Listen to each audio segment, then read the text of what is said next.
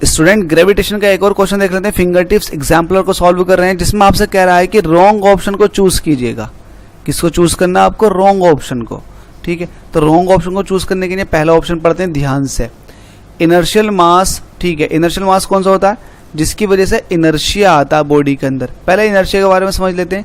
देखिए इनर्शिया होता क्या है एक्चुअल में? इनर्शिया जो होता है ना, वो अपोजिशन होता है। अपोजिशन किस चीज में? पोजीशन को चेंज करने का जो अपोज होता है ना, वही इनर्शिया होता है। मान लेते हैं कोई ऑब्जेक्ट ये है, अगर आप इसे फोर्स लगाओगे, थोड़ा सा फोर्स लगाओगे तो ये हिलेगा नहीं। भाई ये हिला क्यों नहीं? हिला क्यों नहीं ये? तो भाई इसके पास वेट है, वेट की वजह से नहीं हिला ये। तो इसका मतलब इसने अपनी पोजीशन चेंज होने का अपोज किया, दैट इज कॉल्ड इनर्शिया। ठीक है, तो ये जो कहलाएगा आपका इनर्शियल मास कहलाएगा। जो इस बॉडी के पास मास है वो कहलाएगा इनर्शियल मास। ठीक है, तो यहाँ पर है inertial mass is the measure of difficulty. ठीक है, difficulty of accelerating a body by an external force. ठीक है, तो वो जो एक्सटर्नल फोर्स लग रहा है उसकी वजह से जो इसके अंदर डिफिकल्टी आ रही है वो क्या कहलाएगा? इनर्शियल मास कहलाएगा। बिल्कुल ठीक है ये वाली बात। Whereas the gravitational mass is relevant in determining the gravitational force on it by external mass. बिल्कुल ठीक है भाई। ग्रेविटेशनल मास क्या होता है? ग्रेविटेशनल मास की डेफिनेशन लिखी हुई है एक्चुअल में, the gravitational mass is relevant in determining the gravitational force on it, है ना। ग्रेविटेशनल मास वो मास होता है जिसकी वजह से ये पता चलता है कि दूसरी मास बॉडी इस पर कितना फोर्स लगाने वाली है। ठीक है, तो ये होता है ग्रेविटेशनल मास। एक बार फिर से, ग्रेविटेशनल मास वो वैल्यू होती है जिस पर दूसरी मास बॉडी ये बताती है कि तुझ पर कितना ग्रेविटेशनल अट्रैक्शन फोर्स लगने वाला है। ठीक है, तो ये कहलाता है ग्रेविटेशनल मास। अल्टीमेटली ग्रेविटेशनल मास के थ्रू आपको ये जानकारी मिलती है कि अट्रैक्शन फोर्स कितना होने वाला है, कितना ज्यादा होने वाला है या फिर कितना कम होने वाला। तो वही है definition, the gravitational mass is relevant in determining, किसको डिटरमाइन करने में? The gravitational force on it by an external mass, किसी दूसरे मास के थ्रू इस पर कितना फोर्स लगने वाला। तो ये ग्रेविटेशनल मास की डेफिनेशन है। तो भाई पहला ऑप्शन तो अल्टीमेटली ये करेक्ट है, ये डेफिनेशन से दे रखी है इसके अंदर दोनों। दूसरे ऑप्शन को देख लेते हैं। दूसरे ऑप्शन में अगर मिलता कुछ तो मजा आ जाएगा भाई, वरना तो ऐसे ही हाथ मलते रह जाएंगे।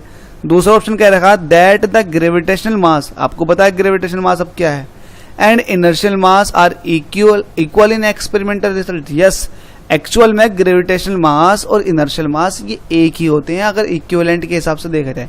लॉ ऑफ इक्विवेलेंस के हिसाब से जो ग्रेविटेशनल मास होता है यार वही तो इनर्शियल मास है। भाई ग्रेविटेशनल मास ये कह रहा है कि भाई दूसरी बॉडी कितना फोर्स मुझ पे एक्सर्ट करेगी, तो मेरे पास इनर्शियल मास भी तो यही कहेगा कि दूसरी बॉडी मुझ पे कितना फोर्स एक्सर्ट कर रही है। तो अल्टीमेटली एक्सपेरिमेंट्स के हिसाब से ये तो इक्विवेलेंस के हिसाब से है, तो ये तो इक्वल हो गए एक तरह के। तो बी ऑप्शन भी आपका ठीक है। ठीक है, तो यहां से आपको अभी दोनों में कुछ नहीं मिला, तो बी ऑप्शन भी बिल्कुल ठीक है आपका, ये भी ट्रू है और ऊपर वाला भी क्या था आपके पास? ट्रू था। फॉल्स देखना हमें।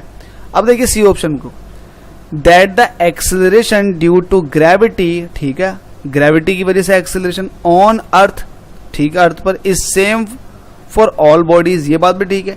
जितनी देखिए अर्थ के सरफेस के ऊपर अगर मान लेते हैं दो बॉडी रखी है, एक हैवी और एक हल्की है, तो जितना इस पर जी लग रहा होगा उतना इस पर भी जी लग रहा होगा, उतना इस पे भी जी लग रहा होगा, तो स्मॉल जी की वैल्यू सब पर सेम होगी। तो ठीक है, एंड इज ड्यू टू, और है ये किसकी वजह से? The equality of gravitational mass and inertial mass. बिल्कुल सही बात है भाई, ग्रेविटेशनल मास और इनर्शियल मास की इक्वालिटी की वजह से तो है।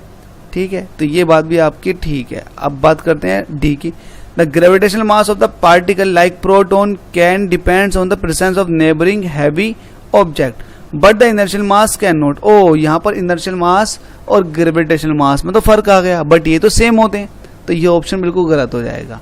ठीक है, फिर भी समझ लेते हैं। Gravitational mass of A particle like proton, ठीक है, प्रोटॉन न्यूक्लियस के अंदर घुस गए, proton can depends on the presence of neighbouring heavy object. ठीक है, तो जो ग्रेविटेशनल मास है प्रोटॉन का, वो जो उसके पास में हैवी ऑब्जेक्ट है उसके हिसाब से पता चलेगा। चलो ये बात तो ठीक है, लेकिन इनर्शियल मास भी तो ये कहता है भाई, इनर्शियल मास के लिए भी तो ये बात लागू होती है, लेकिन यहाँ तो कहने लागू नहीं होगी, तो इसके हिसाब से ये ऑप्शन गलत हो गया। समझ गया आपको? डी ऑप्शन क्या है? गलत है।